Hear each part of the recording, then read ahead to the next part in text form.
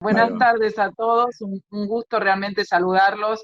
Quiero felicitar y agradecer primeramente a Emmanuel Richard, que trabaja en Everywhere Latam, por esta buena idea de traer un tema tan interesante como la ciberseguridad.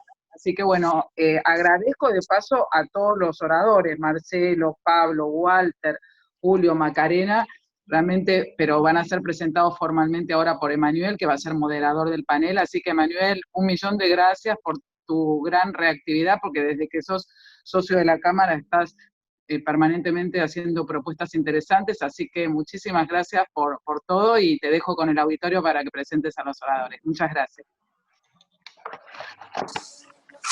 Gracias, Liliana, y gracias a la Cámara también para dar este espacio, este ciberespacio, de hecho, que ahora está tomando su realidad.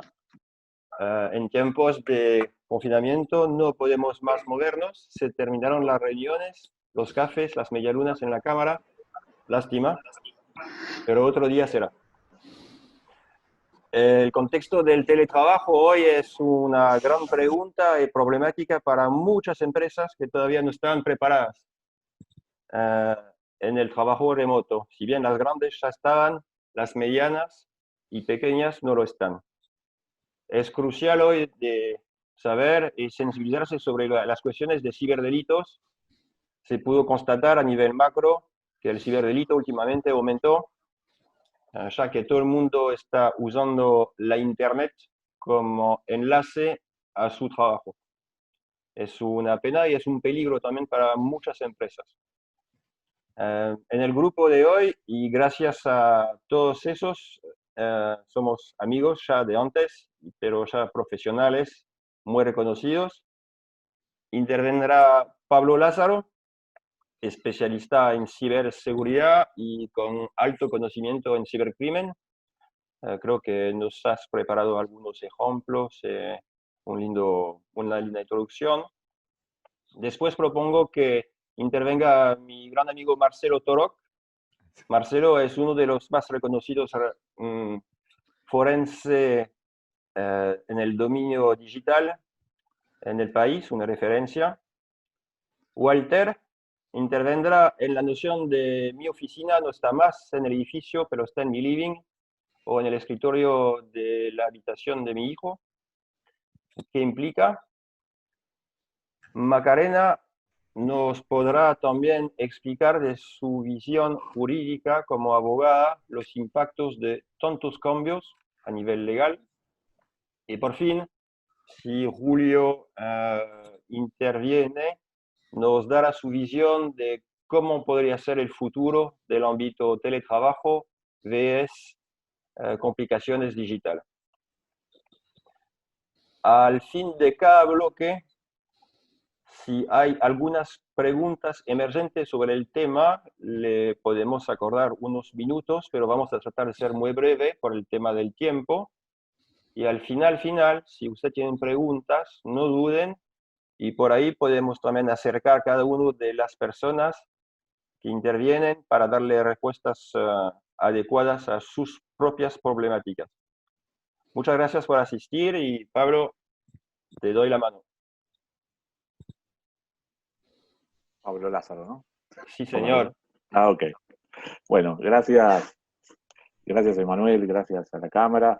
Es una enorme alegría ver, digamos, y compartir panel con tan queridos y prestigiosos colegas y ver tantas caras amigas. Es para mí un honor ver que está Ale Casaglia conectado, Diego Basanelli y muchos queridos amigos y colegas que eh, veo, porque hace rato que no los veo físicamente. En este espacio que tenemos asignado a los panelistas en 15 minutos, voy a comentarles, voy a pasar a compartir la pantalla. ¿Se llega a ver la presentación? ¿Sí? Sí. Ok. Sí, perfecto. Sí, perfecto. Perfecto. Bueno, una pequeñísima presentación. Esta es una muy, muy breve introducción de algunas cuestiones y de tres crímenes, tres modos del ciberdelito que se han disparado en esta cuarentena. Vamos a hablar muy rápidamente, esperen que me voy a fijar qué hora es para no irme. Ahí está, 3:10, perfecto.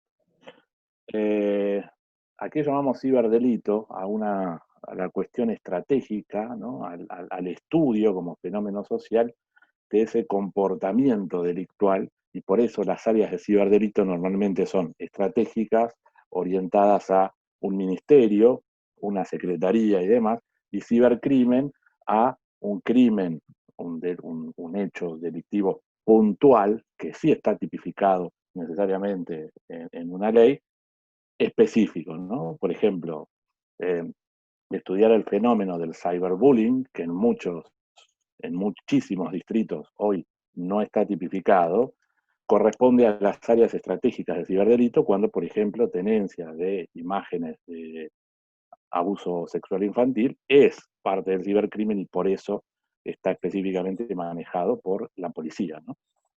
Esto a grandes rasgos porque muchas veces vamos a hablar de un término u otro en líneas generales, y hoy en particular, en este marco de cuarentena, quiero hablarles de 3 fenómenos que se han disparado de forma, digamos, exponencial, junto con, eh, digamos, el hecho de que todos estamos encerrados en nuestras casas y trabajando a través de Internet, digamos, utilizando todo tipo de dispositivos y los medios digitales.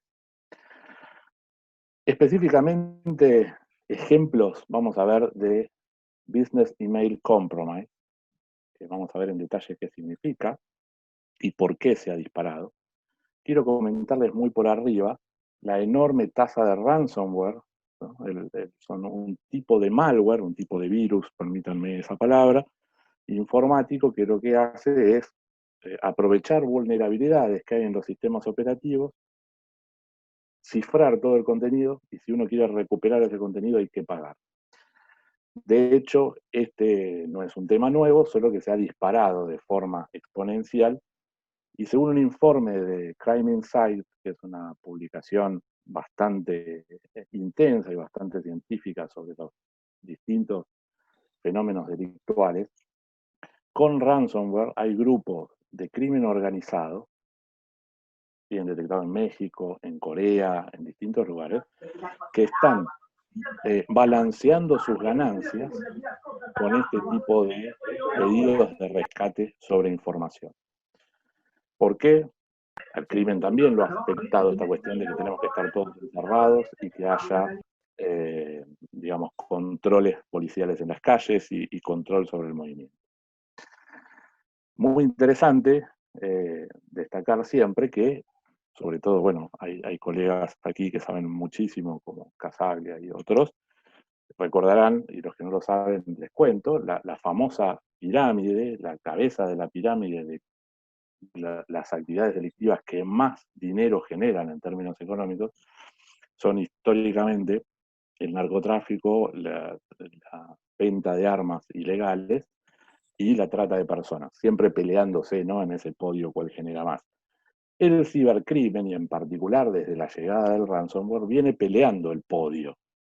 ¿Por qué? Porque seguramente en términos brutos mueve muchísimo menos dinero que, no sé, el narcotráfico. Pero en términos netos y en términos de riesgo, la ganancia es increíblemente superior.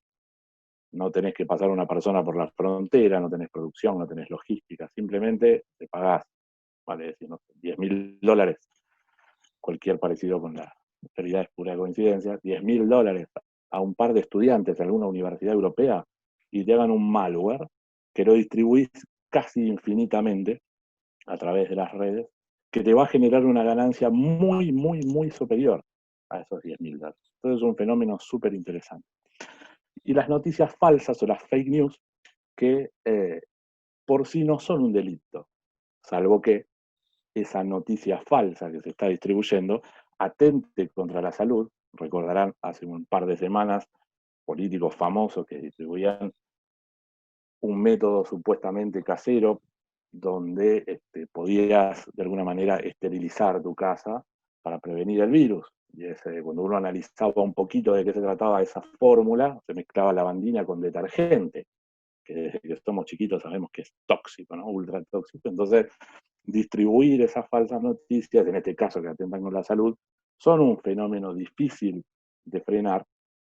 Muchas veces son personas que la distribuyen en buena fe, pero no dejan de ser un delito. Sobre lo que vamos a ver en los próximos minutos es sobre el Business Email Compromise y una evolución de las fake news que van a complicar muchísimo más el fenómeno del Business Email Compromise. ¿Qué es el BEC? Business Email Compromise, que sus siglas en inglés se traducen como afectación de los emails corporativos. Alguien lo tradujo al castellano como la estafa del SEO. Yo no fui, no me insulten, pero alguien lo tradujo así. Que son básicamente técnicas de engaño, phishing mayoritariamente, y de ingeniería social para hacerse con el control de los medios de comunicación de una empresa o de una organización más o menos importante. Mayoritariamente el mail. ¿Y esto para qué lo hacen? Normalmente cuando te roban la clave de un mail es algo bastante puntual. Está el hacktivismo, que lo que hace es adquirir acceso a determinados recursos para ponerte una propaganda. En este caso no. En este caso está más emparentado con el espionaje, en el sentido de que una vez que logran acceso a tu corporación, a tus emails corporativos, lo que menos quieren es ser detectados. Por lo tanto, van a estar muchos meses, incluso tal vez año y pico, estudiando el comportamiento de los distintos actores de una organización. Simplemente por estar adentro, tener acceso y mirar. ¿Y para qué hacen esto? Para, una vez entendido cómo funciona perfectamente cada uno de los procesos, emitir órdenes en nombre de esas personas, que pueden ser para generar fondos, para hacer transferencias de dinero, que vamos a ver algunos ejemplos, o para cambiar algún proceso, por ejemplo, relajar algún control fronterizo, ¿no? Por ejemplo. Entonces, vamos a ver dos ejemplos, uno en España y otro que involucra a Argentina y Francia.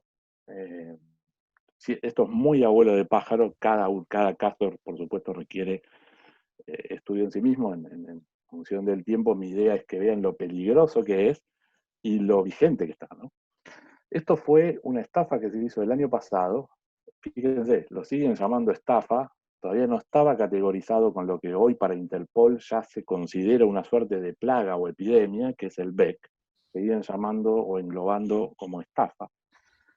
Un grupo de hackers o de cibercriminales, en este caso, tomó el control de varias cuentas corporativas de la empresa municipal de transporte de España, de Madrid específicamente.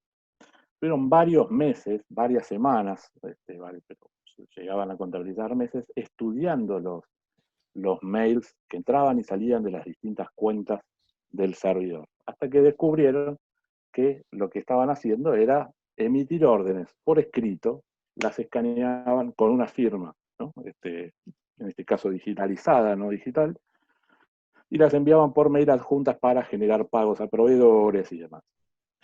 Básicamente, y muy en resumen, en nombre de esta organización, simplemente por estar dentro del mail y a lo largo de estos meses que les digo, se llegaron a transferir a un banco en Hong Kong cerca de 4 millones y pico de euros, con pequeñas transacciones simulando solamente la manera en la que se comunicaban estas personas. Muy precaria, pueden decir, puede ser, pero fíjense que desde adentro, y de Snowden esta parte quedó clarísimo que siempre hay que cuidarse del que está adentro más que el de que, o sea, hay que cuidarse mucho más del que está adentro que el que está afuera. Desde adentro tienen acceso a ver todos los movimientos y las maneras y la forma en la que se establecen estos controles. Por lo tanto, si saben que en este caso, en el punto 3, hay una persona que para emitir la orden de pago busca el escaneado de esa orden de pago, lo único que tuvieron que hacer es agarrar una orden de pago anterior, cambiarle la firma con el Paint, no estoy hablando de Photoshop ni de nada muy sofisticado, simular este mail y emitir la transferencia.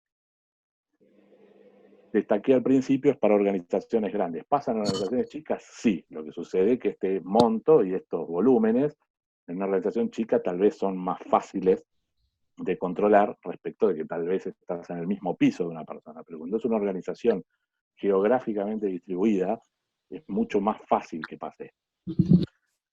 El otro caso que involucra tanto a Argentina como a Francia fue la transferencia del jugador que esté aquí en la foto, que es Paredes, de Boca Juniors al PSG de Francia, el Paris Saint-Germain. Esta causa específicamente formamos parte el año pasado con el Ministerio de Seguridad, donde la primera sospecha, siempre la primerísima sospecha de cualquier investigador es sobre el empleado, ¿no? Si hay un empleado infiel que, bueno, se descubrió que, y se los cuento muy en resumen, había una serie de cuentas de Boca Juniors que estaban hablando a través de cadenas de email con una serie de personas del club PSG negociando a través de email el pase de este jugador Paredes.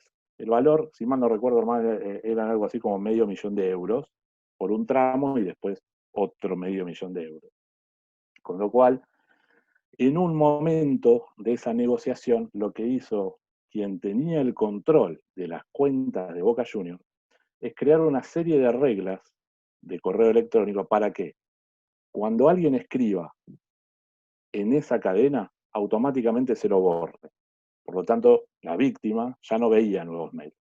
Pero esta persona lo impersonó, empezó a hablar como él. Empezó a hablar con él, como él, con Paris Saint-Germain, y en 3, 4 mails en un momento le dice, bueno, listo, todo listo, mandame a esta cuenta, este es el SWIFT, el valor de Paredes. 6 meses después, no 2 días, 6 meses después, Boca empieza a preguntar, che, nunca me llegó la plata por el pase de Paredes. Y ahí empiezan a tirar de las cuerdas. Imagínense 6 meses después de una transferencia hecha a una cuenta en otro país, manejada por delincuentes, 6 meses después no había nada. Y de hecho se sigue rastreando.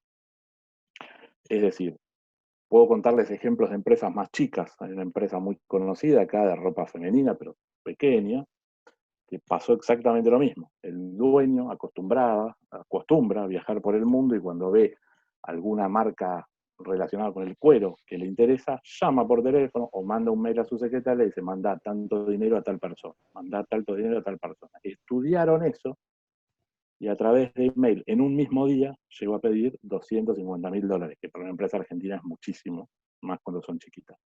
Se dio cuenta la secretaria porque le pareció raro que 3 veces en el mismo día le pidan esto. Y lo hacían más tranquilos, tal vez se extendían en el tiempo incluso. Con lo cual, fíjense, un mail, una clave poco segura, puede fundir literalmente mi empresa. ¿Cuáles serían contramedidas para eso? Primero, y lo recomiendo en cada charla que doy sobre cualquier tema, que los que me conocen lo saben, activar doble factor de autentificación para todos los servicios. Normalmente el método de entrada en estas formas que les conté es el phishing, ¿no? O sea, me mandan un mail falso, pongo mi usuario y mi contraseña de forma, digamos, a través de un engaño, alguien se hizo con mis contraseñas y se pone a estudiar mis mails. Si yo tengo doble factor de autentificación por el hecho de que va a requerir ese token adicional, por más que tengan mi clave, no les sirve para nada. Y acá sí es importante digamos, adquirir en la cultura organizacional en general, hacer protocolos para la validación de procesos y la registración de cada paso. Esto que pasó en Boca o lo que pasó en Madrid se da porque básicamente se dedicaron a charlarlo por mail, ¿no? Y uno tiene una manera de rastrear, una manera de tener múltiples medios a través de los cuales los actores que autorizan puedan dar fe de eso, y no solamente porque por un mail dije dale para adelante, seguramente muchos de estos problemas se hubiesen terminado. O sea, las contramedidas hoy son estas, pero muy importante adoptarlas en la organización, porque una vez que están adentro, es muy difícil sacarlos, ¿no? O digamos, rastrear ese dinero y recuperarlo. La clave de la inversión tiene que ser la prevención. Y en este sentido, y quiero mostrarles cómo esto va a tender a complicarse, ¿no? Vamos a hablar un poco de lo que son las deep fake news. Fake news, todos lo saben qué es una noticia falsa. Deep fake news son las noticias que con técnicas de inteligencia artificial me permiten poner, por ejemplo, mi cara en cualquier video, o crear un video con la cara de otra persona. Fíjense, este es el ejemplo clásico de deepfake news, que alguien lo creó a propósito, que es We're entering an era in which our enemies can make it look like anyone is saying anything at any point in time, even if they would never say those things. So, for instance, they could have me say things like, I don't know. Puede dar una orden ejecutiva, puede hacer lo que quiera. Entonces, el peligro de esto, or, how about this? El peligro de esto es que hoy esto está al alcance de cualquiera. Este es uno de los tantos proyectos que hay en el sitio GitHub, que es el sitio repositorio de open source casi por excelencia, donde pueden bajar un proyecto. Lo único que necesitan es, el producto es gratuito, tener una placa de video más o menos aceptable. No hablamos de algo impagable, hablamos de una Nvidia de, no sé, $2.000, como para que les funcione en esta versión gratuita y puedan generar cambios de caras en video. Esto digo, si ustedes quieren dedicarse a hacer una película, un largometraje, ¿no? Cambiando caras o haciendo videos realmente complicados. Pero hay aplicaciones súper sencillas, gratuitas, al alcance de cualquiera. Esta, por ejemplo, es una aplicación rusa, se llama Face Switch, que me permite tomar una película y cambiar la cara. Pero no solo cambiar la cara, simplemente fíjense en esta etapa de una película rusa, que lo hice a propósito para no herir susceptibilidades con ninguna película en particular. Fíjense que este muchacho tiende a estar triste. Eso, más mi cara, fíjense qué fácil que fue hacer este video, puede tomar animación en segundos, y con $2 por video me puedo hacer un video completo. Ahora piensen un segundo lo siguiente. Si un mail puede generar un desfalco de $4 millones, ¿qué tan lejos estamos de que estos videos producidos a $2 al alcance de cualquiera, o gratis, si tengo una placa de video como la gente, qué tan lejos estamos de que esto pueda ser hecho en tiempo real, que de hecho hay software para eso, y yo, o la secretaria de la organización, reciba una videollamada del dueño diciéndome que haga una transferencia? Estos son los peligros hacia donde vamos. Lo que les mostré al principio es una plaga que existe hoy y que hay que erradicarla con prevención, doble factor de autentificación y nuevos procedimientos. Pero básicamente hacia donde vamos no solo va a afectar a las falsas noticias respecto de un candidato diciendo algo que nunca dijo, sino que va a afectar a las organizaciones desde el punto de vista criminal, desde lo que es el robo neto de dinero, de divisas o cambios de proceso. Una videollamada con mi jefe diciéndome, estás despedido, me considero despedido y me voy. Relajo un control, los criminales hacen lo que tienen que hacer y al otro día me doy cuenta que era falso. ¿Qué tan difícil va a ser combatir esto? Ya estoy terminando. Gracias. ¿Ves? ¿Alguna pregunta? Super, Pablo. Vi una pregunta salir en el Zoom. A ver. Consulta de Christophe Dubois. ¿Es Zoom seguro? ¿Es seguro? Ya, si querés, contesto en líneas generales. Toda aplicación que tenga uso a la que vos les estás dando permiso sobre tus cámaras y tu cámara y tu micrófono es casi por definición insegura desde el punto de vista de acceso, porque por ahí desde lo más técnico saben que para darle permisos de acceso a la cámara y al micrófono estás dando permiso a un nivel bastante importante del sistema operativo, dicho así en una línea. Dicho eso, Zoom lo que tiene es, para la máxima cantidad de concurrentes en simultáneo, digamos, de participantes en simultáneo, es uno de los pocos que anda bastante bien, ¿no? Porque la confiabilidad y la disponibilidad también hacia la seguridad, porque, por ejemplo, Hangouts de Google o Jitsi Meet y demás, tienen un límite, sobre todo los primeros en su versión gratuita. Jitsi es open source, tiene, creo que eran 24 cuando lo usas en línea, y después te lo puedes bajar y es ilimitado, pero bueno, tenés que tener el enlace adecuado y demás. Tuvo un montón de errores de seguridad Zoom, muchísimos. Se puso bajo la lupa, sobre todo en esto de la cuarentena.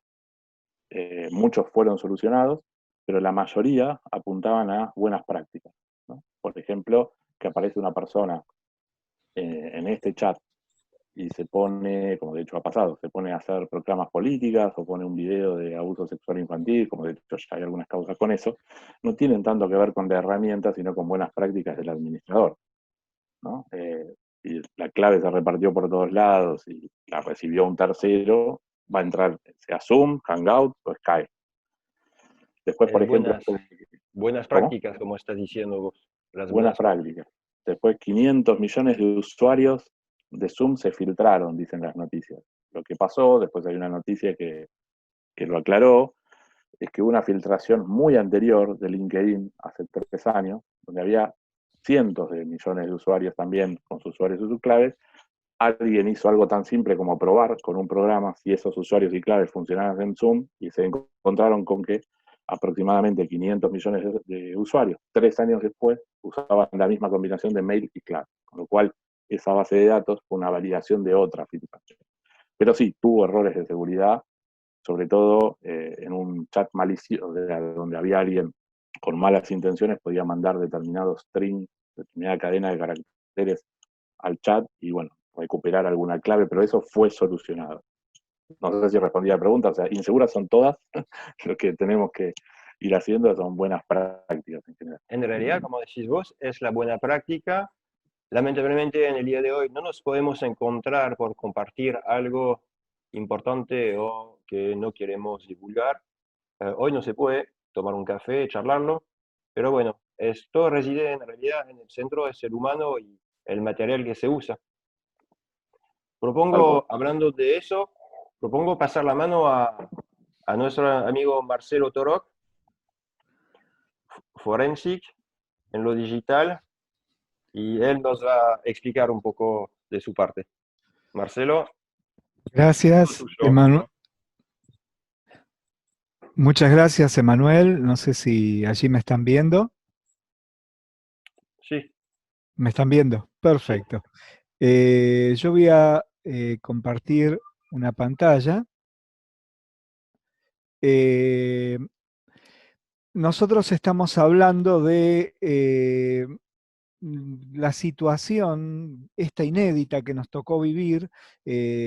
Nunca antes en la historia podía haber pasado algo como lo que está pasando en estos momentos respecto a una pandemia de estas características, sencillamente porque para que se diera una pandemia de estas características, hacía falta que tuviéramos una enorme capacidad de propagación a un bajo costo y a un nivel mundial. Eso se logra gracias a las vías de transporte, particularmente la vía aérea, como así también otros tipos de movimiento, que hace que personas de China lleguen a todo el mundo y que se vayan replicando de un lado para el otro de una manera admirable, y luego, bueno, a nivel países ya podíamos ir en bicicleta o a pie, pero ya el daño ya estaba hecho, ¿no? O hasta en una fiesta de casamiento, como hemos conocido.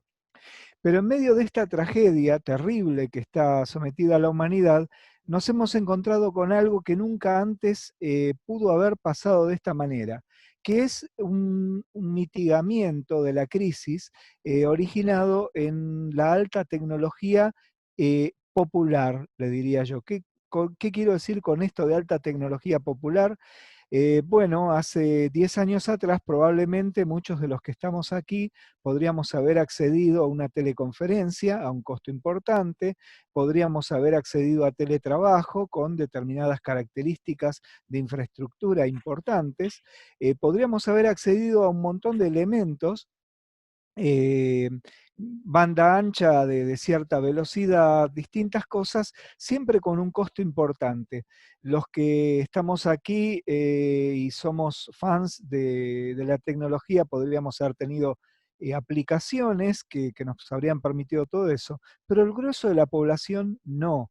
Mi tía, la abuelita de alguno de los aquí presentes, el hermano de otro, que probablemente no tengan mayor interés o mayor capacidad, digamos, de acceder a la tecnología, si esto hubiera sucedido hace 10 años atrás, ni soñar con que podrían haber tenido una reunión familiar vía WhatsApp.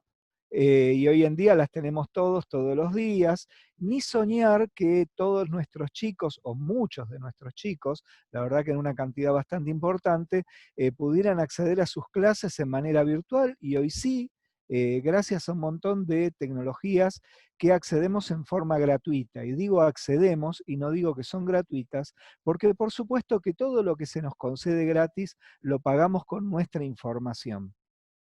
Por eso cuando esta pregunta que le hicieron recién a mi querido amigo Pablo respecto a si Zoom es seguro, que no creo que nos la hagan más de 50 veces por día a cada uno de los oradores aquí presentes, en realidad Zoom es tan seguro o tan inseguro como el resto de las plataformas, y también depende de el lobby que tenga detrás, como otras plataformas similares, de las cuales, por ejemplo, se originó el acceso, como bien dijo él, a la lamentable costumbre de replicar contraseñas en todos lados y no renovarlas. Esas creo que eran 500.000 cuentas, me parece, de Zoom, tenían un origen en 260 millones de cuentas de Facebook. Ambas noticias están en un sitio inglés de seguridad, pero casualmente la noticia que llegó fue la de Zoom, y no la de Facebook, sabrá Dios por qué. Pero bueno, yo para hablar rápidamente de lo que vengo aquí, que es a un poco alertarnos respecto a la situación que pasa el día después de una crisis en una empresa donde fenómenamente concedimos alegremente teletrabajo a todo el mundo, o en una escuela después que se le dio clase gratis a todo el mundo. Necesitaría primero un poco hablar de, a ver si tengo aquí el acceso, sí señor, los observadores silentes, los observadores silenciosos que tenemos atrás. ¿Quiénes son esos observadores silenciosos? Los que normalmente están atrás de la web, atrás de nuestras redes, tratando de hacer el día a día, y que normalmente no los notamos porque no tienen nada que ver con nuestra cosa del día a día. Pero hoy sí, hoy están ahí y están para jorobarnos, porque ese es su negocio. Vivir un poco de la privacidad ajena, del acceso a las cuentas ajenas, y a veces lamentablemente perturbar, como está en estos momentos. Les digo, estamos viviendo un pico de ciberdelitos tales como grooming, o sea, el acoso sexual de un menor por parte de un adulto usando las redes sociales e internet. Lamentablemente esto de la difusión, yo creo que irresponsable, que hicieron, de que tengan sexo virtual, hizo que hay mucha sex extortion, o sea, gente que se vincula a través en el derecho a su privacidad y a través de su cámara web, y que ahora la están extorsionando con el tema de sus imágenes, etcétera, etcétera, ¿no es cierto? Hay, por ejemplo, esto del phishing, es verdad, y ojo que está pasando con todas las cuentas. Probablemente alguno de los que está aquí en esta sala de reunión habrá recibido algún correo en inglés que le dice hola fulano, y le pone una contraseña que en muchos casos es una contraseña vieja, y le dice tenemos tus fotos y tus videos, si no pones tanta plata en Bitcoin en tal cuenta las vamos a difundir. En realidad es una mentira. Hicieron ese mismo método de lo del Zoom, de emplear cuentas y contraseñas, hicieron un phishing con un poderoso spam de correo para ver quién picaba. Se supone estadísticamente que un 3% de la gente, entre 3 y 5%, responde. No quiere decir que tuvieran fotos o videos comprometedores, pero responden, y eso ya les sirve a esta gente. O por ejemplo, los que dicen te tengo tu información encriptada y en realidad no tienen nada, y también hay gente que responde aunque les parezca mentira, no, ni siquiera verifican. Pero bueno, todo eso que forma parte de este delito requiere de algunas definiciones rápidas, muy rápidas por el poco tiempo que tenemos. La primera, hay gente que no sabe si decir cibercrimen, ciberdelito, cybercrime, etc. Vamos a decirlo rapidito. Delito es una acción que va en contra de lo establecido por la ley y que es castigada mediante la aplicación de una pena grave. O sea, si yo estaciono en la esquina, me hacen una multa. Eso no es un delito, es una infracción. En cambio, si yo me robo un auto, es un delito. ¿no es cierto? Ahí ya lo otro con una multa probablemente, o a veces con algún trabajo comunitario, zafaba. Acá es muy probable que al menos tenga una prisión en suspenso.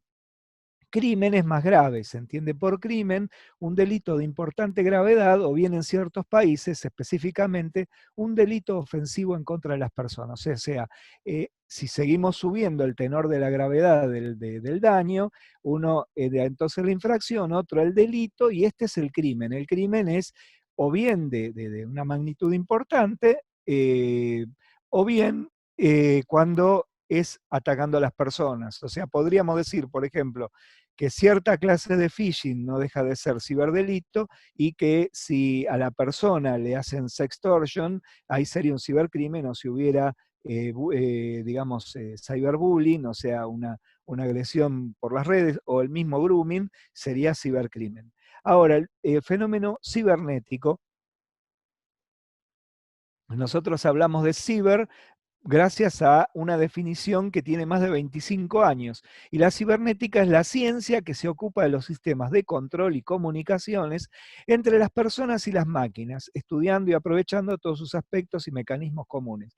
Cuando yo hace unos cuantos años atrás trataba de explicar qué era el fenómeno cibernético, la mayoría de la gente me miraba y si era en un aula donde estaba dando clase me decían, profe, lo tengo que memorizar.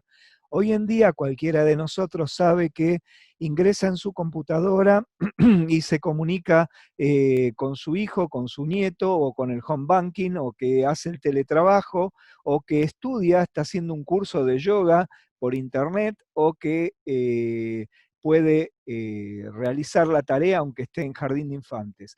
Eso es parte del fenómeno cibernético. Ahora, si yo sumo esa cibernética con el delito y el crimen, de ahí surge el ciberdelito y el cibercrimen. Ya entendido, ahora les voy a explicar rápidamente, por el tiempo que tenemos, los avances tecnológicos potencian el accionar criminal. ¿Qué quiere decir esto? ¿Vieron cuando vemos a la policía con una camioneta vieja o un auto, no quiero decir la marca porque capaz es patrocinante aquí, tratando de perseguir a un delincuente que va en un auto alemán de última generación, ya sea robado o propio, no importa, y que lo pierden de vista, o que pobres un par de agentes con armas reglamentarias que tienen más años que mi querida suegra, tienen que agarrarse a los tiros con un tipo que tiene una mini Uzi y otro con una mini Ingram. Bueno, ahí tenemos avances tecnológicos que van contra el accionar criminal. Lo mismo pasa con la tecnología, geoposicionadores, sistemas de filmación sigilosa, escaneos, un montón de elementos que se emplean, que eso daría para una charla larga, eso los potencia, pero eso no es ni cibercrimen ni ciberdelito, es potenciamiento. Ahora, vamos al cibercrimen. Yo digo, esto es una teoría mía, que hay tres formas, hay tres concepciones respecto a la tecnología con la relación con el delito, con el crimen. La primera es el cibercrimen. Este cibercrimen cambió el modelo delictivo, esto es obvio, o sea, hoy en día nos enfrentamos, aquí hay amigos, como bien dijo Pablo, está el amigo Alejandro Casaglia, y hay otros especialistas que hoy en día se encuentran con otra realidad. A veces con otras situaciones, ¿no? Por ejemplo, quienes están en terrorismo se encuentran que, tal como pasó en la guerra Irán-Irak, descubrieron que 100 soldados con AK-47 frente a un pibe idealista con acceso a redes poderosas de internet, el pibe es más valioso que los 100 en cuanto al daño que puede hacer. ¿Por qué? Porque como hoy en día tenemos todo integrado, bueno, entonces atacan alegremente. Y pueden pasar cosas como me contaron que pasó, no recuerdo bien en qué país, que para un Día del Padre 50 millones de personas se quedaron sin luz porque el sistema integrado nacional se había quedado sin interconexión. Entonces, corte de luz masivo para 50 millones de personas. No sé dónde fue y no me interesa. Sigamos adelante. Entonces, como tenemos poco tiempo, vamos a hablar. Yo les decía que había tres formas de concebir la tecnología y el delito. Yo digo que la tecnología como objeto del delito, ¿qué es esto? venís caminando por la calle con tu celular, te lo roban, o si se trata de una empresa, viene alguien y de golpe las máquinas están lentas y resulta que te sacaron a cada máquina la mitad de las memorias. O, por ejemplo, alguien está tomando alegremente en un café, ahora no, porque está prohibido, con su notebook, pasa alguien a la carrera, se lo lleva. Eso genera otras cosas. Por ejemplo, encontramos gente como esta que a un luchador le dan una paliza por el robo de un celular y ahí se complejiza el delito, pero también pasa cosas como esta, que un delincuente intentó robar el celular del acompañante de ese vehículo y la que manejaba lo pasó por arriba y lo mató. Entonces, el objeto del delito, o sea, la tecnología como objeto del delito, ¿qué pasa con nuestras empresas? Y bueno, cuando nos roban tecnología. La segunda es la tecnología como instrumento del delito. ¿Qué quiere decir esto? La tecnología como instrumento del delito es cuando pasan cosas como recién decía Pablo, el phishing, o como yo explicaba esa serie de delitos gravísimos que hay, como es el grooming. Nunca me voy a cansar de decir que los delitos sexuales infantiles, todo lo que genera la pedofilia, todos los accesos, digamos así, son de una gravedad inusitada y nunca hay que parar de atacarlos, nunca hay que parar de atacarlos. A ver, me voy a poner un lente que aquí Emanuel me dijo algo y no lo pude ver. Perfecto. Entonces, ¿qué pasa con las empresas? Bueno, el robo de cuentas bancarias, el uso. A mí me pasó, por ejemplo, analizar un cliente, es un organismo público, en determinado momento, cuando fue la famosa resolución del tema del agro, alguien que era de un organismo público se puso a atacar en contra del gobierno en ese momento, bueno, usando la cuenta oficial. Eso le generó un problema a ese organismo público. A veces nos pasa, por eso tenemos que tener ciertos controles, y de ahí esto que yo hablo de la ponderación del riesgo legal tecnológico. Entonces, dijimos objeto, segundo instrumento. Y el tercero, bueno, acá vemos vemos un detalle de distintos casos, y el tercero es el ciberespacio como lugar del hecho. ¿Qué quiere decir esto? Desde el crimen de Abel, que lo mata Caín, hasta el último crimen actual, todo sucedió en el mismo espacio, el espacio físico. Hoy en día tenemos otro espacio, este ciberespacio. Que usemos la palabra virtual no quiere decir que es algo figurado, algo que no existe. Quiere decir que sucede, que se concreta en un nuevo espacio novedoso, como nunca antes hubo, como son nuestras redes, nuestros servidores.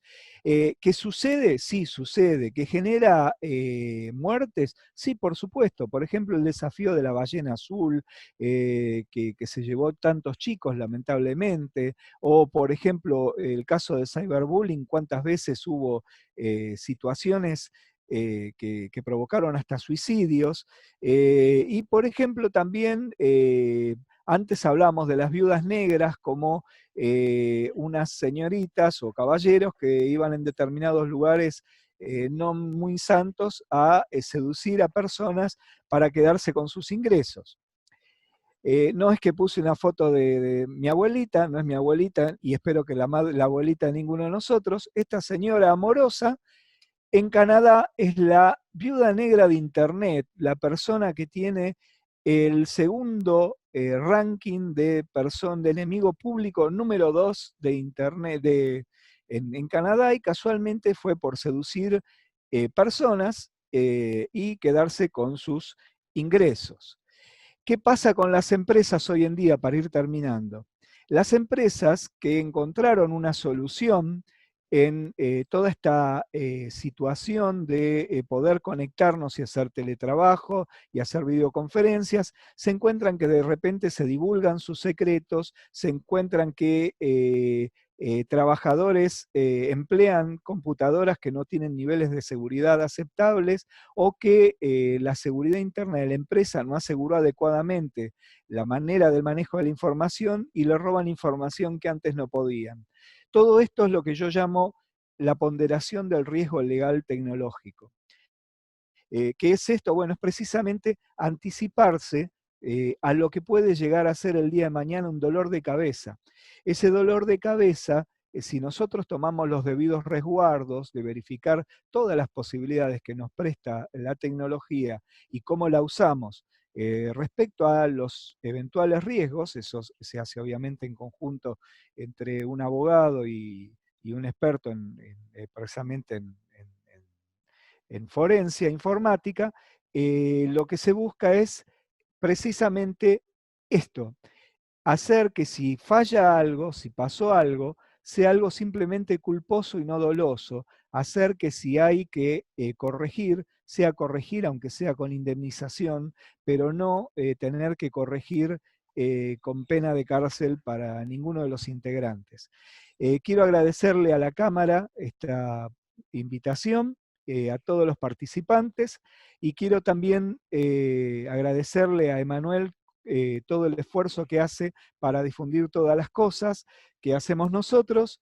Y bueno, y aquí estamos.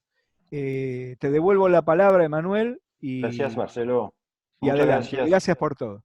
Fue realmente un placer y tan claro. Nos dimos cuenta que los delincuentes cibernéticos son apatriados, no tienen lugar, no tienen territorios. Y además de eso, son creativos. Sí. Es decir, que en un momento así de la situación de salud pública que tenemos, tuvimos también que ser muy creativos para mantener, no a su vez, el trabajo, las actividades de cada empresa, pero también reforzar la seguridad para evitar que pase lo que estamos viendo desde Pablo o desde tu lado, Marcelo. Sí. En este caso, de un día por el otro, nos encontramos con nuestros empleados o yo invitado en quedarme en mi casa y a trabajar. ¿Cómo hago? ¿De qué forma? ¿Y cómo resguardo a la vez mi integridad material y también la integridad de la empresa, sabiendo que no estoy en la oficina, estoy en mi living? Así que, Walter, si quieres exponer un poco la situación de fuego que se tuvo que enfrentar al principio de la pandemia a nivel IT para poder conservar la actividad profesional de las gentes. Gracias. Bueno, muchas gracias, Emanuel. Muchas gracias a la cámara.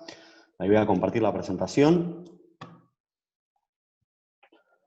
Bien, un poco para ponernos en contexto, más allá de que todos sabemos que todo el mundo, en casi todos los países, está en su casa y está trabajando, y no solo que está trabajando, sino que en su tiempo libre también está utilizando sistemas, plataformas, todo lo que sería streaming, video en tiempo real, gaming. Acá yo les traje un dato del ente regulador de comunicaciones de Argentina, y sabemos que han crecido, estos son todos aumentos, el 230% de las aplicaciones de videoconferencia, el tráfico remoto de las VPNs, Skype, Webex, Zoom, esto que charlábamos un poco antes, ahora lo voy a ampliar. Y por otro lado,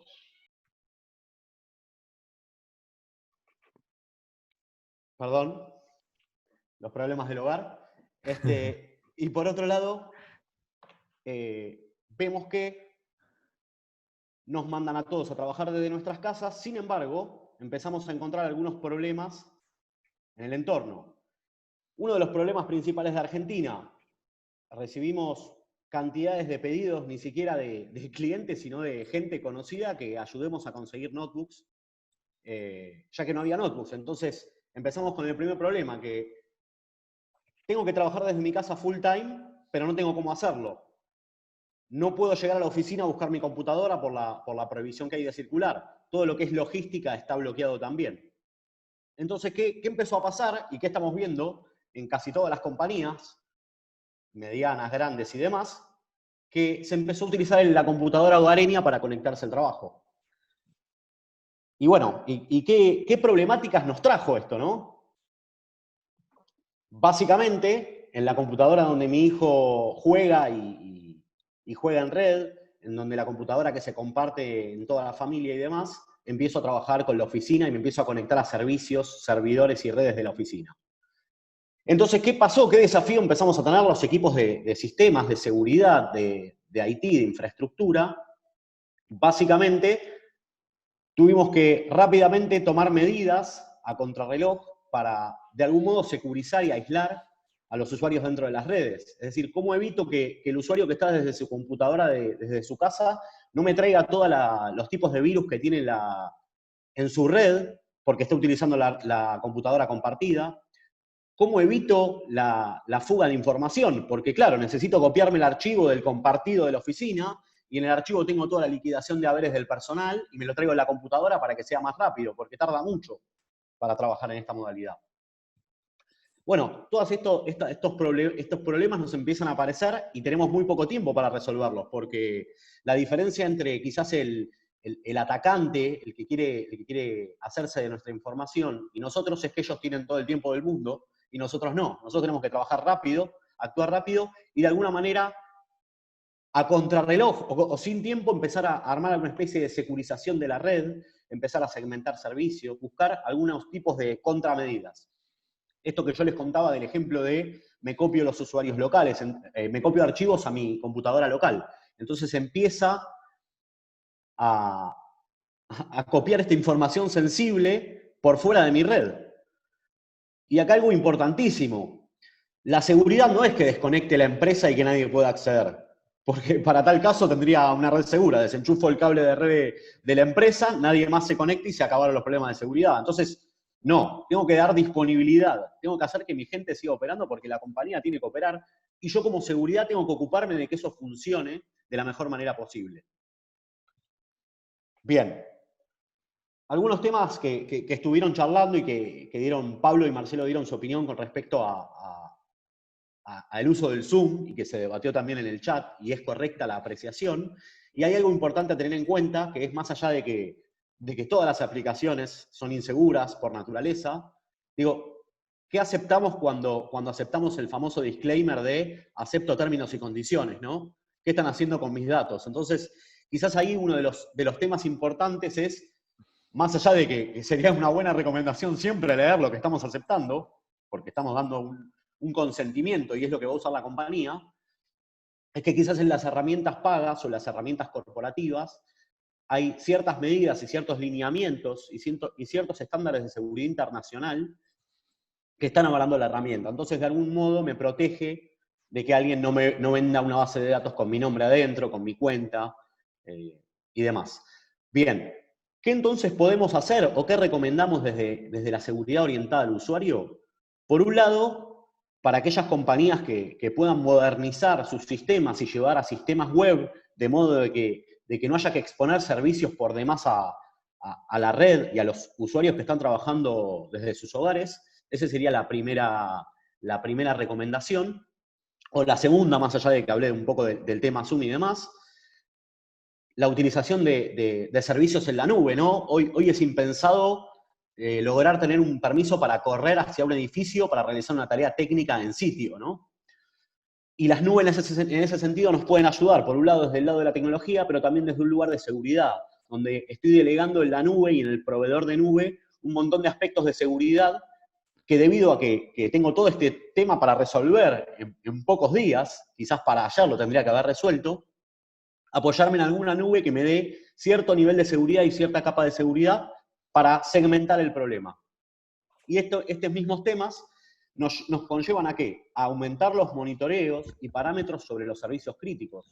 Lo que antes quizás esperábamos a recibir un correo de un sistema, una alerta, quizás es automatizar o generar mayor valor para hacer que aquellos usuarios para hacer que todo el monitoreo esté orientado a entender si tengo usuarios nuevos entrando a la red, por dónde están entrando, qué puntos de acceso están utilizando, si están cambiando constantemente el origen de las comunicaciones. Bueno, todos esos parámetros, esa información, nos puede determinar o nos puede ayudar a securizar el esquema de la red.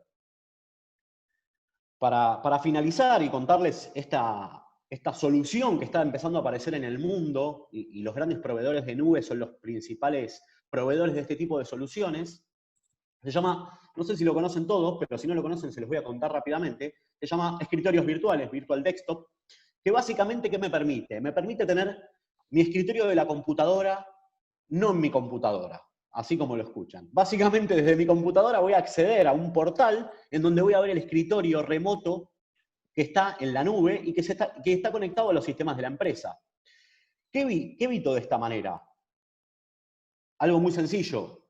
Evito esto que yo les decía en el principio de mi charla de hoy, de que el usuario me conecte su computadora del hogar, que quizás ni siquiera tiene antivirus, alguien se lo craqueó, el pibe del barrio le craqueó el antivirus para que le aparezca que está todo bien, y me está contagiando y me está transmitiendo un montón de archivos maliciosos y de ataques maliciosos adentro de mi infraestructura. Entonces, de esta manera, gano muchas cosas. Por un lado, tengo cierta seguridad. ¿Por qué? Porque mi equipo de IT va a tener gestión sobre estas computadoras. En nuestro caso nos tocó en muchas oportunidades entrar a equipos hogareños de gente de distintas áreas, de distintos clientes, sobre todo de áreas de administración y finanzas, que tienen accesos a los bancos, y empezamos a ver una cantidad de virus locales que uno se infarta, porque dice claramente esto va a contagiar a toda la infraestructura de mi cliente. Entonces empiezo ahí la problemática. Entonces, de esta manera, le doy una ventaja al equipo de IT, le digo al equipo de IT que centralice el mantenimiento sobre todos estos equipos virtuales, estos entornos virtuales, estos escritorios de usuarios. Entonces las tareas se reducen y se pueden hacer de manera automática. Entonces ahí gano mucho en tiempo y en seguridad. Obviamente que tengo una gran ventaja de portabilidad, que ya ni siquiera me importa, y todo el trabajo que hice para que la computadora del gerente de administración de una empresa se pueda conectar a la red, ya no me interesa que sea esa computadora, sino que puede ser cualquier computadora. Y aquí, para darles el ejemplo de cómo funcionaría básicamente, yo soy el usuario 1, me conecto a una VPN y accedo a través de la nube a mi escritorio y trabajo dentro de mi escritorio en la nube.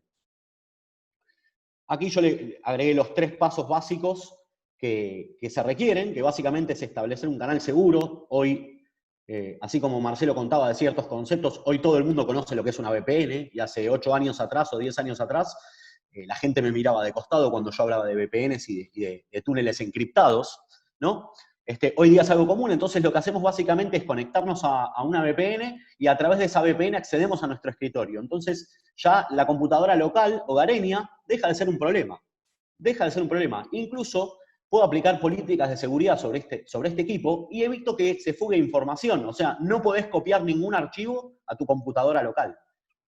Entonces, esta es una de las contramedidas utilizadas o que se van a empezar a utilizar. Esto ya lo están hablando todas las multinacionales de tecnología sobre el futuro del escritorio, ¿no?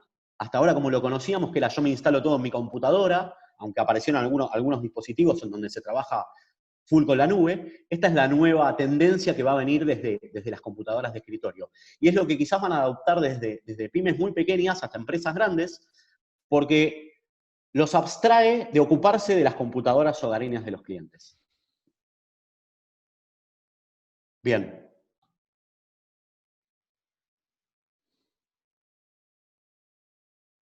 Hasta ahí.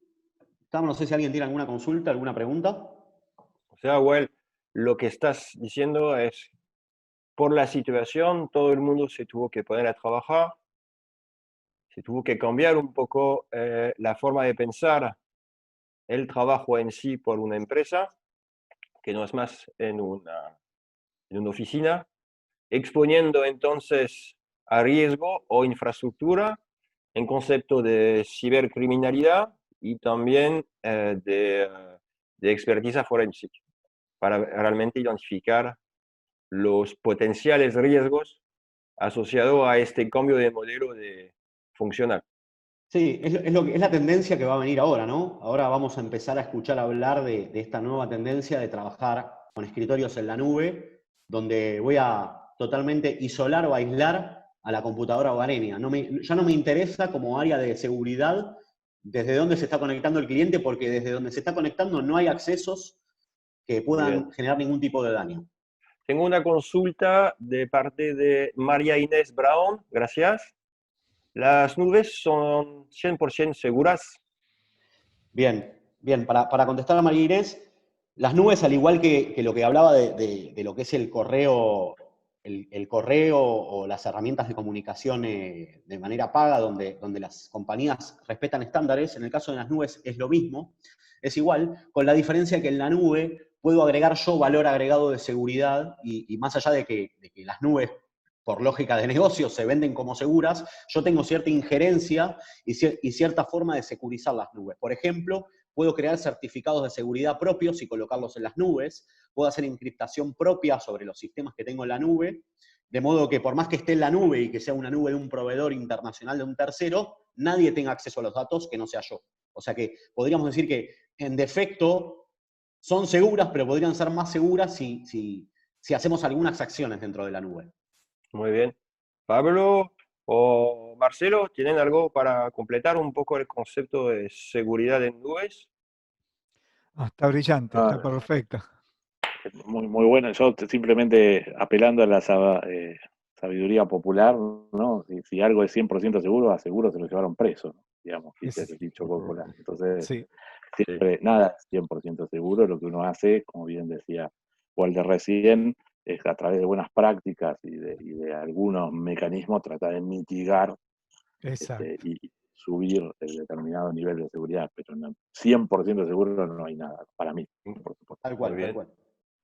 Sí, creo que está claro, no hay que dejar, podemos tener una puerta blindada, pero si la puerta trasera del patio está sin cerradura, no va. Hay un concepto que siempre decimos que un delincuente está mirando 500 casas, pero no las 500 casas miran a un delincuente. Entonces, a veces los ataques suceden precisamente porque hay gente que está siempre atento a ver las vulnerabilidades. Entonces es muy importante ese detalle de tener, como bien dijo recién Pablo, la palabra que usamos es mitigar, tener todo acotado en la medida de lo que uno puede. Y bueno, y tener después un plan de contingencia para salir adelante para el caso que pase algo, ¿no es cierto?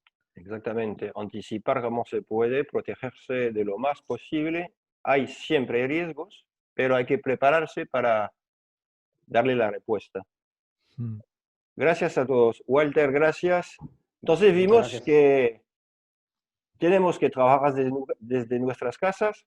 Vimos que voluntariamente o involuntariamente podemos exponer intereses privados de una empresa por la cual trabajamos, por el simple hecho de que sea o voluntario mismo porque soy un empleado infiel, o si no por ciberorganizaciones criminales que quieren realmente aprovechar este momento para robar información o solamente robar plata. Macarena, creo que tu punto de vista legal sería muy interesante sobre todos estos puntos, así que todo tuyo. Bueno, muchas gracias Emanuel, Pablo y toda la Cámara por la invitación, y obviamente a los que nos están oyendo por haber mostrado tanto interés. Y me encanta porque todos me dieron muchísimo pie para las cosas que yo les tenía pensado compartirles. Voy a compartir la pantalla, con lo cual les agradezco a los expositores previos porque te vino como anillo al dedo todos los comentarios que hicieron. A ver si logro acá. Compartir pantalla. ¿Se ve? Sí. Bárbaro.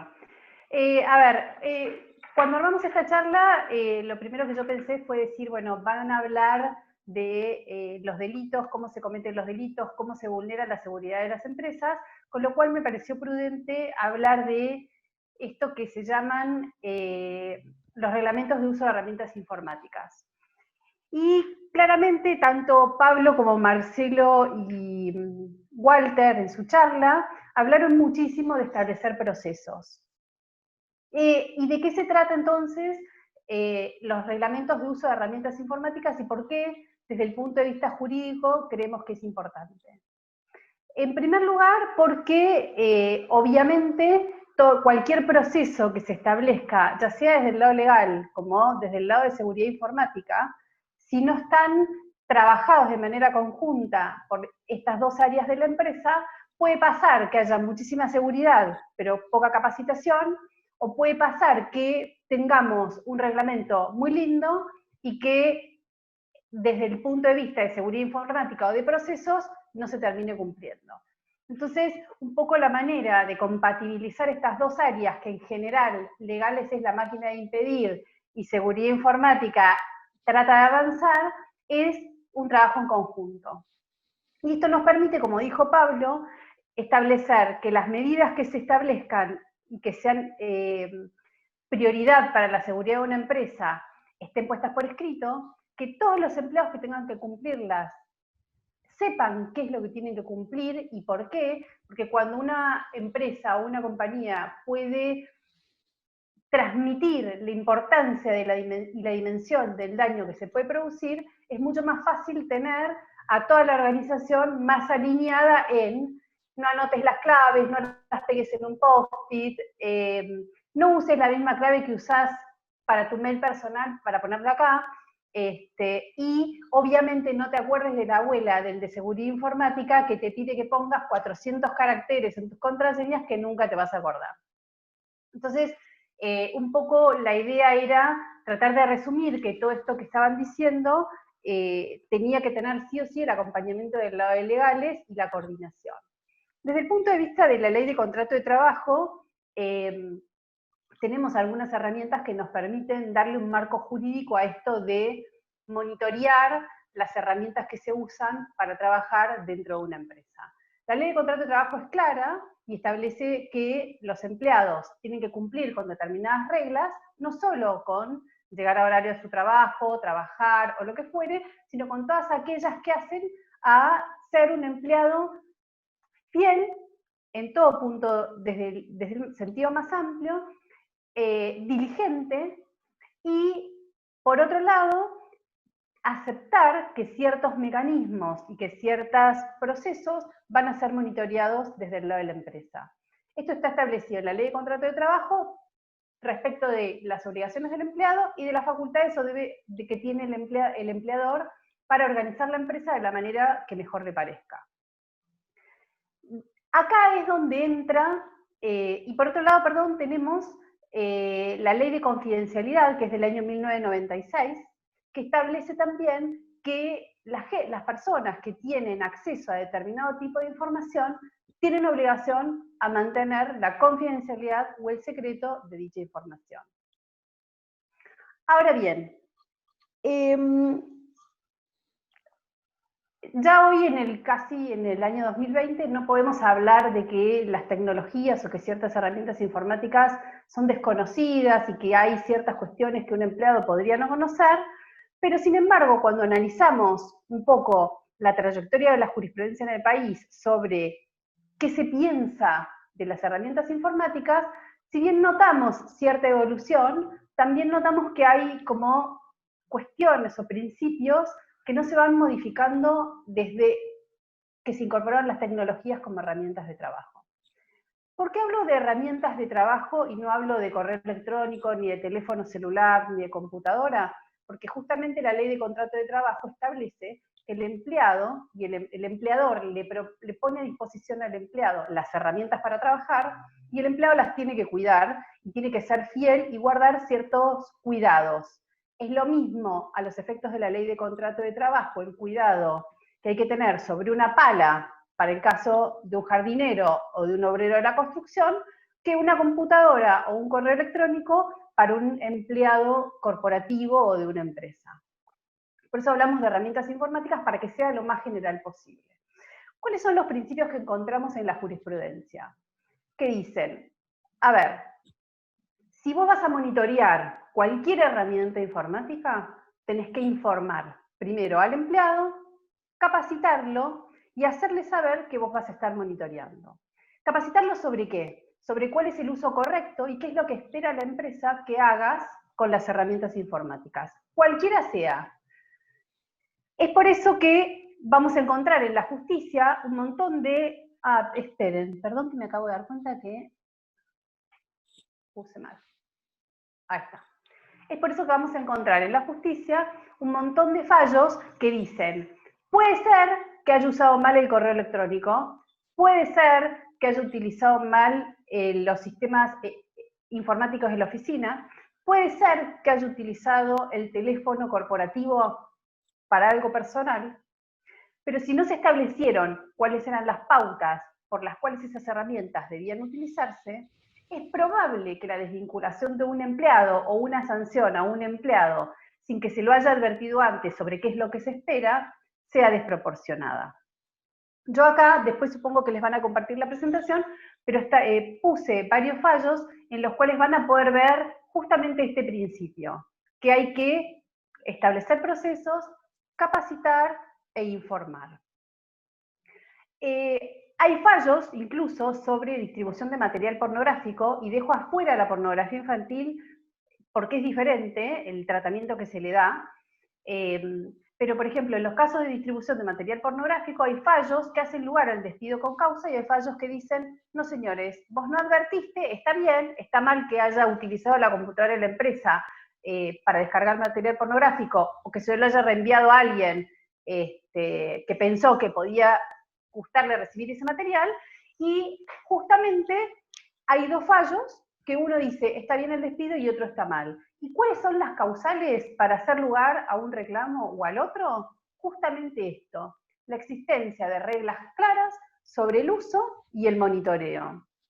También hay fallos contradictorios, o diferentes más que contradictorios, que uno dice una cosa y el otro dice otra, de fechas bastante similares, en las cuales se detecta que un empleado de una empresa manda información por correo electrónico a un competidor de la empresa, y en un caso se hizo lugar al despido con causa y en otro caso no se hizo. En el caso en el que se hizo, era porque había procesos dentro de la empresa que establecían para qué se podía utilizar las herramientas informáticas. Obviamente, si hay algún laboralista escuchando, podrá pensar, bueno, la pérdida de confianza que se produce por este tipo de cosas amerita el despido sin causa. Pero yo lo voy a sacar del análisis a eso, porque lo importante que traté de marcar en todos los fallos que comento en la presentación es este punto, que no solo tienen que existir los procesos, sino que tienen que ser conocidos por los empleados. Acá hay un caso que también, que es de la justicia penal, ya no laboral, pero que sí tiene que ver con empleados de una empresa, donde llevan al área de sistemas de la compañía la computadora para que les haga un backup. Al tiempo, otros empleados de la misma empresa empiezan a recibir propuestas de trabajo de una pyme X. Como los empleadores sospechaban, lo que hacen es revisar el backup de estos dos chicos que habían llevado para que el área de sistemas de la empresa les hiciera un backup. Los despiden, se inicia además una causa penal, y en la causa penal una de las cuestiones que se evaluó es que no se había brindado a los empleados pautas claras sobre la utilización de las herramientas informáticas. Esto que voy a decirles ahora es grave, muy grave para mí, en cuanto al análisis jurídico, y que sirve para poder ponerlo dentro de los reglamentos de uso de herramientas informáticas y dentro de las capacitaciones que hay que dar en las empresas, porque en este caso la justicia penal dijo las computadoras tenían un password para acceder, y el password es expectativa de privacidad. Entonces, en todos los reglamentos de uso de herramientas informáticas, y obviamente en todas las empresas, hay no una, sino varias claves, una para levantar el sistema operativo de la computadora, otras probablemente para acceder a los correos, otra probablemente para acceder a determinado tipo de información confidencial, porque incluso la Ley de Protección de Datos Personales nos obliga a tener estándares de seguridad y niveles de seguridad. Entonces, en cualquier reglamento de uso de herramientas informáticas hay que establecer que la existencia de un password, bajo ningún punto de vista, que no es lo mismo. Por eso, cuando se utiliza una herramienta informática, la expectativa de privacidad laboral, debería quedar acotada. Y lo otro que dijo la justicia es que los empleados no habían prestado el consentimiento para el acceso de los archivos y que solo habían llevado las computadoras que les había dado el empleador al área de sistemas para que les hicieran un backup. Desde lo penal tiene un montón de falencias, pero vuelvo a decirles lo mismo, yo lo que hice fue rescatar las argumentaciones que va dando la justicia para determinadas cuestiones, y que son las que después a legales nos va a hacer decir, bueno, a ver, ¿cuál es el checklist de lo que sí o sí tengo que hacer? Y acá me lleva a decirles, bueno, El reglamento de uso de herramientas informáticas debe ser elaborado en conjunto con el área de seguridad informática de la empresa, interna o externa, no importa, pero digamos, si los abogados nos sentamos a escribir lo que nos parece que tiene que ser, y las demás áreas no se comunican y no se enteran de lo que pensamos que hay que hacer, tenemos algo muy lindo que es inaplicable. O al revés, tenemos procesos establecidos desde el área de seguridad que no son cumplidos por el resto de la organización porque falta capacitación o comunicación y faltan establecimiento de reglas claras. Dentro de un reglamento también, por un tema de docencia o de capacitación, está bueno, si bien establecer que todo lo que brinda la empresa es una herramienta de trabajo, y esto, soy bien gráfica, es lo mismo una pala que una computadora, que un acceso a internet, para que al empleado le quede claro qué es lo que se pretende con toda esta infraestructura tecnológica que se pone a disposición. Me está avisando Manuel que me quedan 3 minutos, ya casi termino. Identificar los casos de uso que tenemos que tener sobre esas herramientas, informar que se va a monitorear, no qué día se va a monitorear, sino informar que se va a monitorear, y si yo informo que voy a monitorear, tengo que monitorear.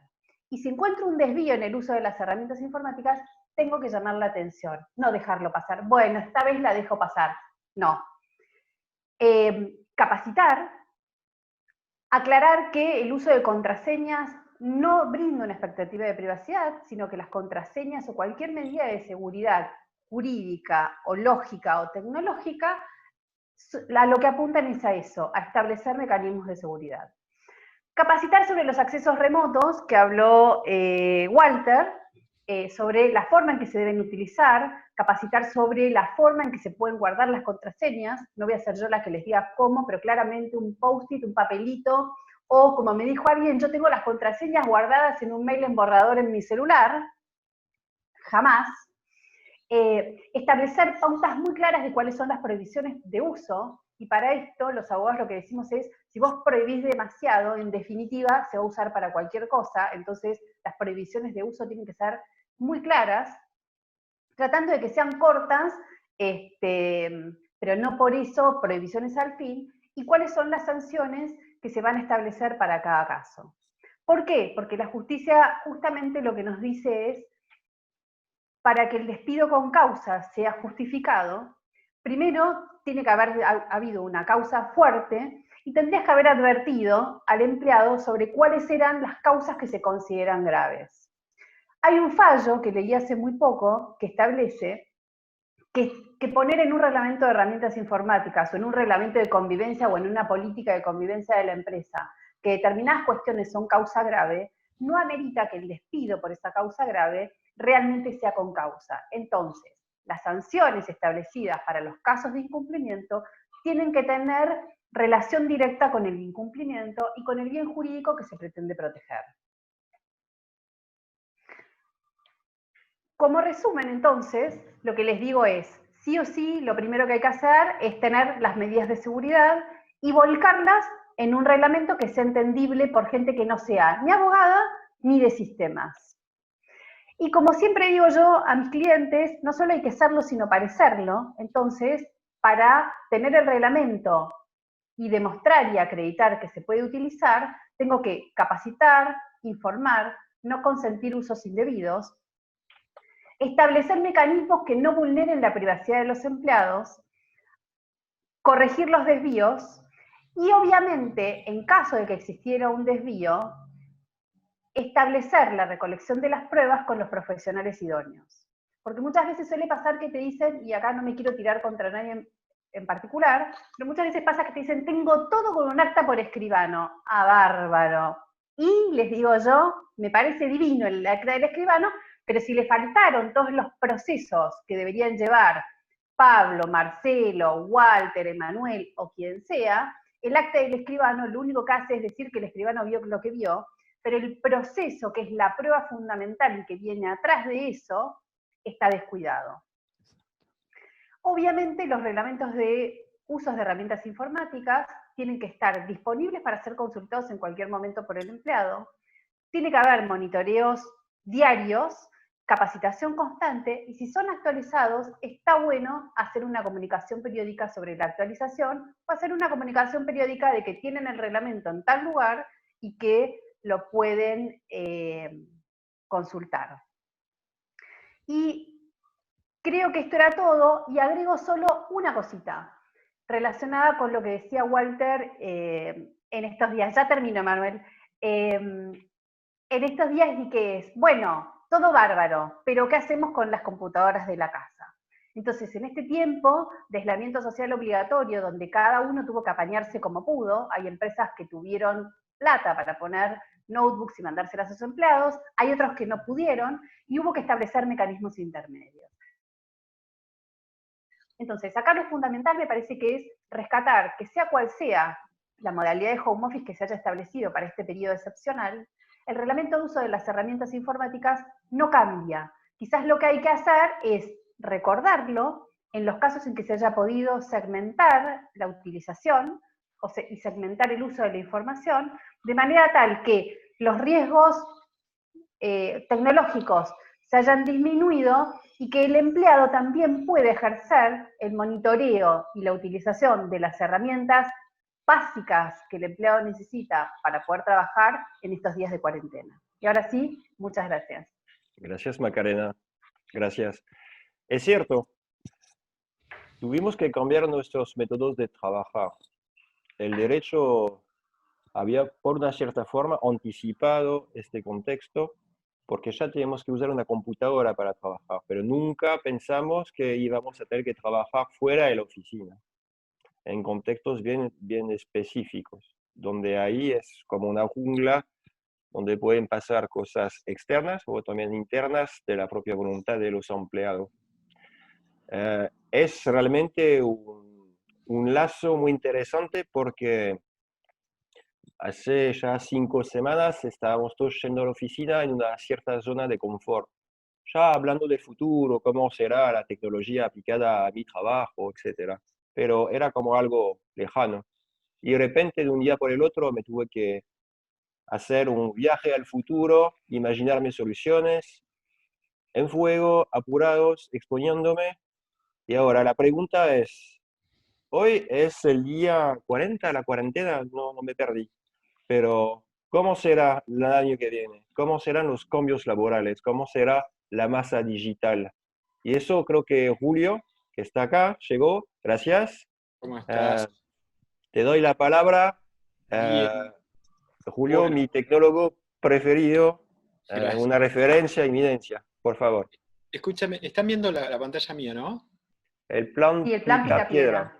Perfecto. Perfecto. ¿De qué se trata el plan Picapiedra? Esta frase la hizo célebre Melconian cuando se refirió a parte del plan económico por ser demasiado básico. Pero yo me voy a referir al plan Picapiedra porque yo creo que si hoy tenemos que representar un estado de la raza humana es este. Estamos siendo sumamente vulnerables y provistos de nuestros propios medios como seres humanos. La tecnología en un punto nos está ayudando, pero hasta por ahí. Y el plan Picapiedra consiste que cuando esta gente que vivía en las praderas, en la selva, en cualquier lado donde habitaban, y venía un nuevo, digamos, depredador, ellos tenían un solo plan, que era esconderse dentro de la cueva, todos juntos. Entonces, nada, primero tanteaban, ¿no? Bueno, mandemos al que salía a cazar, porque primero se comían todo, se quedaban sin víveres, ya no había algo para hacer combustión, la comida que tenían almacenada era comida que ya se había acabado, entonces empezaban a hacer una suerte de volver a la normalidad. Entonces iba el cazador salía, no volvía. Feo, ¿no? Después agarraban y decían, bueno, vamos a mandar otro. Mandaban otro, pum, no volvía. Veían qué le pasaba a quizás otros cazadores y detectaban que los cazadores más viejos volvían con menos asiduidad que los jóvenes. Entonces ahí sacaban la conclusión de que tenían que mandar a los jóvenes y los viejos quedarse dentro de la cueva. y no son tan difíciles las conclusiones a las que estamos sacando hoy nosotros. Nosotros estamos todos adentro de la cueva. En algún momento esto tiene que abrir.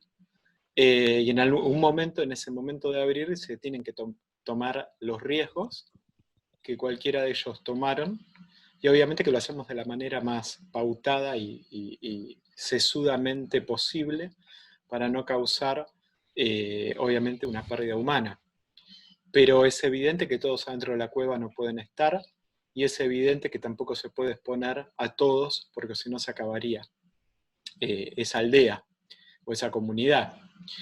El plan Picapiedra, cuando eso ocurre, ninguno de ellos deja de ver la realidad.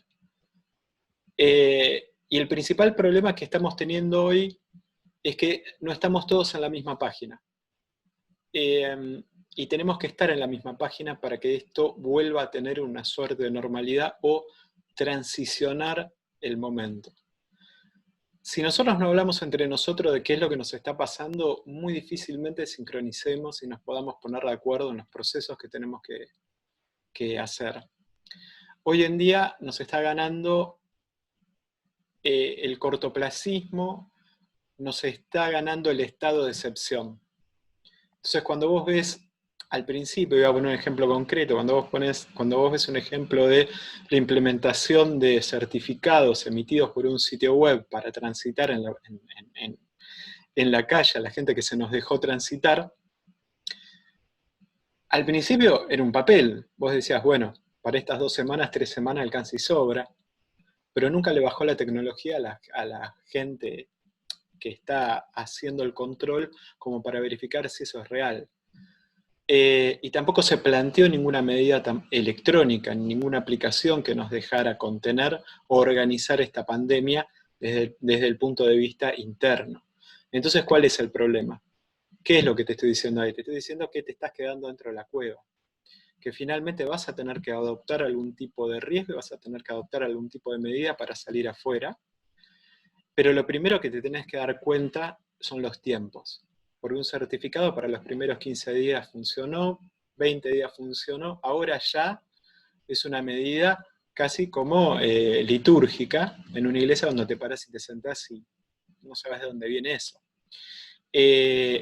Por lo tanto, tenemos que hablar entre nosotros internamente en las organizaciones, con nuestros compañeros, mirarlos al costado y darnos cuenta qué nos pasa. Si esto es para 30 días, si es para 2 meses, si es para 6 meses. Y una vez que todos estemos sincronizados, en esa misma página es donde tenemos que tomar medidas. Lo que va a tratar el segmento mío es especialmente del eslabón más débil, que es el ser humano en todo esto. No hay ningún tipo de sistema que no incluya al ser humano como un factor, como un eslabón, e incluso es el más débil. Entonces, cuando nosotros hablamos, nos damos cuenta, reconocemos, ustedes van a notar inmediatamente que hay una suerte de optimismo. A mí me pasa, al principio de todo esto, ¿no? Entre nosotros mismos decíamos, bajemos los decibeles ante los micrófonos porque no queremos asustar a la gente. Pero eso también significaba mentir, porque no decíamos lo que realmente teníamos adentro nuestro. No estoy hablando de información, estoy hablando de lo que sentíamos adentro. Hoy en día está un poco más explícito el tema. Esto viene para no 3 meses, no 2 meses, viene por lo menos de 8 meses o finalizado el año para arriba. Entonces, el optimismo no es algo que sea algo positivo en este momento. Cuando te tenés que mirar y reconocer, el optimismo no está bueno, es para otro momento el optimismo. Primero tiene que haber una honestidad. Y este es el momento de la honestidad, de mirarnos a los ojos y decir, mirá que esto no son 30 días, adoptemos medidas de trabajo que sean para corto plazo y para largo plazo. Cuando estamos hablando de corto plazo, es el plazo que nosotros definimos. Si nosotros pensamos que hay por delante 10 meses, el corto plazo son los próximos 5. Y después de los 5 meses, hasta el final del evento, es lo que nosotros definimos como ya largo plazo, o como un plan. Y después tenemos que definir de esos 10 meses, si es que pensamos que son 10 meses, qué es lo que viene para quedarse, definitivamente. O sea, ¿qué de todo esto que nos está pasando va a venir para quedarse? Porque yo decía que había que reconocer el momento en el que estábamos.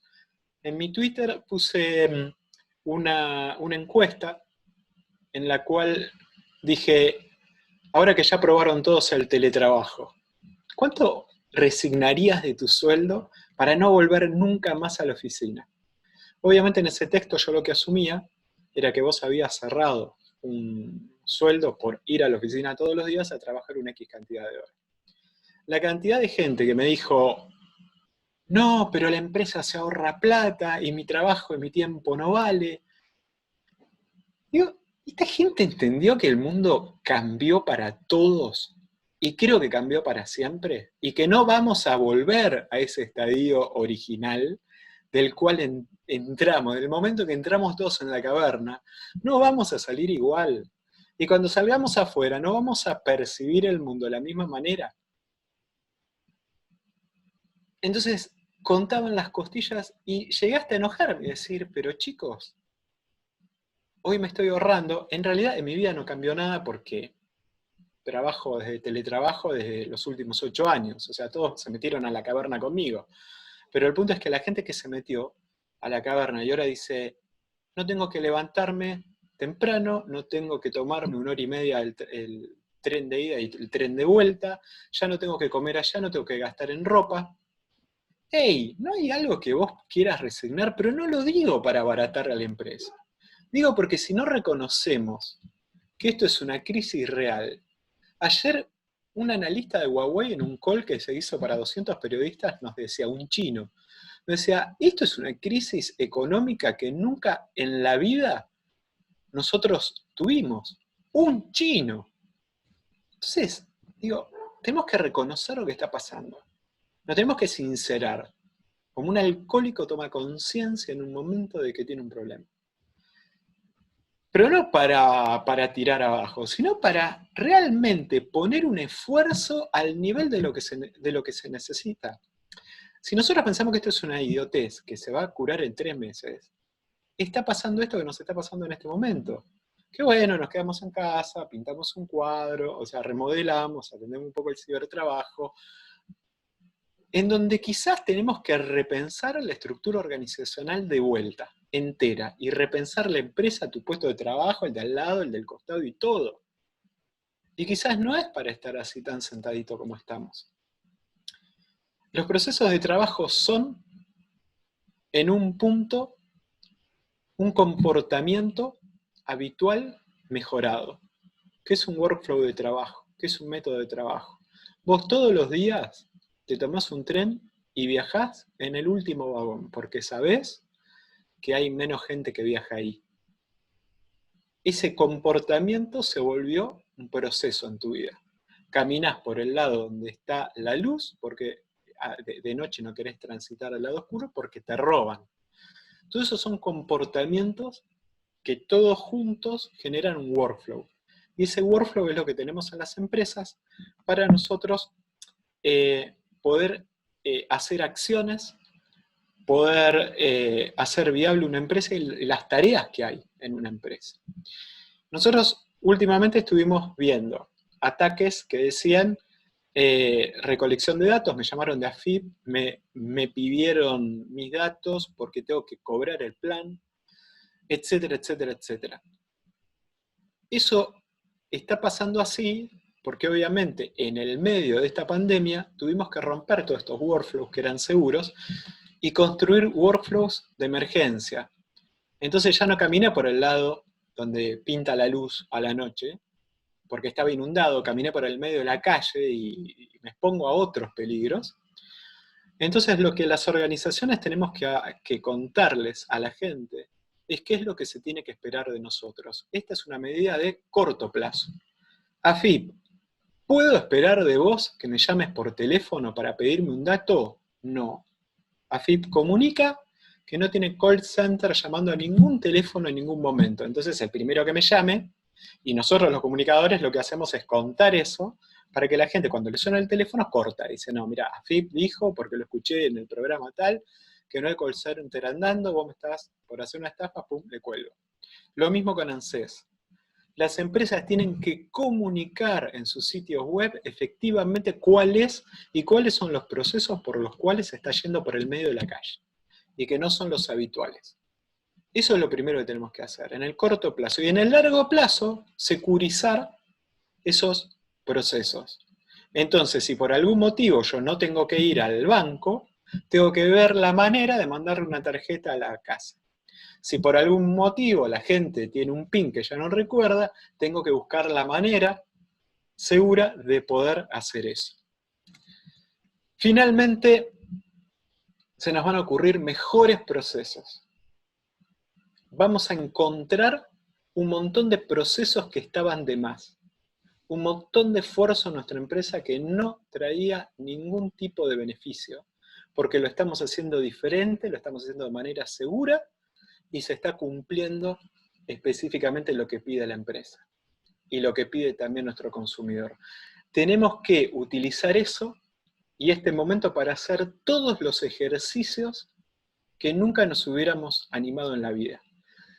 Yo vengo del rubro de prensa y tecnológico, y cuando yo le decía a un editor, che, mirá, podríamos hacer las reuniones de pauta, las que se hacen a la mañana para ver cuáles son los temas del día, remotamente. No, ¿por qué? No, ¿cómo voy a...? No. Bueno, ahora lo están haciendo. De hecho, hoy en día tenemos el programa más escuchado de la radio, o la mañana más escuchada de la radio, que la hace Mitre. Sus conductores no están en los estudios, y sus equipos sí. Entonces se ponen sistemas, la producción se comunica de otra manera, hay llamadas telefónicas, que si vos le preguntabas a estos conductores, ¿para qué venís a la radio? Pues no te quedás en casa, te ponemos una T-Line, que es el equipo que los conecta, y salís de tu casa, o sea, vivís otra vida. No, porque el contacto con la producción, con el micrófono, con el estudio. Ahora se dan cuenta que todo eso eran procesos litúrgicos. Y yo estoy seguro que no van a volver a la radio. Pero estoy seguro, aunque se levante la pandemia mañana, no tenés ni a Longobardi ni a La Nata en la radio al otro día. Porque ya esto sirvió para demostrarnos un montón de procesos que estaban de más. Yo lo que les pido es que, más allá de ser honestos, individualizar el problema, definir los procesos que salen por afuera por el corto plazo, dejar de pintar las paredes de la casa y pensar en largo plazo, porque realmente va para largo y muy riesgosamente, también pensemos creativamente esos procesos. Saquémonos la liturgia de encima y pensemos que algo nuevo podemos hacer y seguro, y vamos a estar rearmando esa empresa. Finalmente en todo esto hay una oportunidad. Y la oportunidad es en ser más eficientes. Vamos a empezar a ganar tiempo, quizás los que tenemos suerte de trabajar de teletrabajo. Vamos a estar cada vez trabajando más con nuestro cerebro y menos con la mecánica de los ritos, de levantarse a la mañana, cambiarse, ponerse un traje, ir en el auto hasta el lugar, etcétera, etcétera. Todo ese tiempo lo vamos a ganar. Pero no nos puede ganar ese tiempo el pijama, no nos puede ganar ese tiempo el desconcentrarse. Y las empresas tienen que ayudar al empleado a hacer esto. Vos no podés dejar a tu gente hacer teletrabajo sin tener una guía, una reunión de coordinación. Los psicólogos tienen que entrar en los workflows de trabajo hoy de las empresas, porque hay gente angustiada.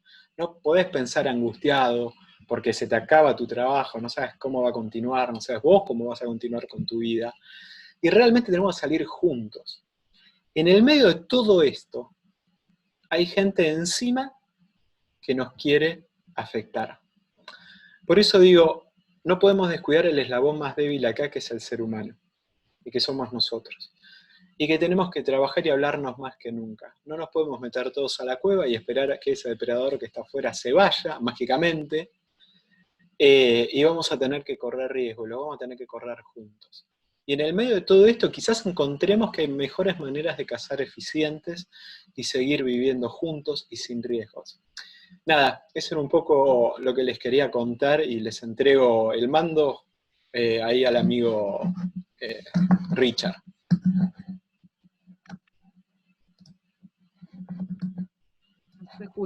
No se escucha, Manuel. Emanuel, no se te escucha, estás en mute. Tenés el micrófono apagado, Emanuel. Ahora no. Julio, gracias. La visión y necesidad de recambio a la fuerza, ya lo tenemos. Tenemos que sentar de vuelta cerebros y ponernos a repensar de nuevo todos los modelos preestablecidos antes que no habían perdurado.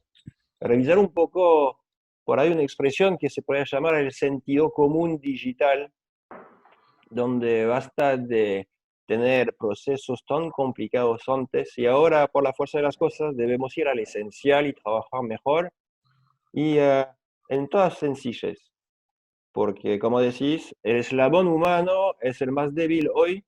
Tenemos trolls, tenemos robots, tenemos fake, un montón de cosas digital que afectan al empleado, y si afecta al empleado puede afectar también a la empresa, a la infraestructura, que esté chiquita o que esté grande. O sea, es realmente una gran necesidad de rever mañana cómo será mi relación con mi colega, con mi cliente, con mi proveedor, con todas estas gentes, porque se terminó el café por el momento, el cafecito que nos gusta tanto. ¿Hay alguien que quiere agregar algo del panel?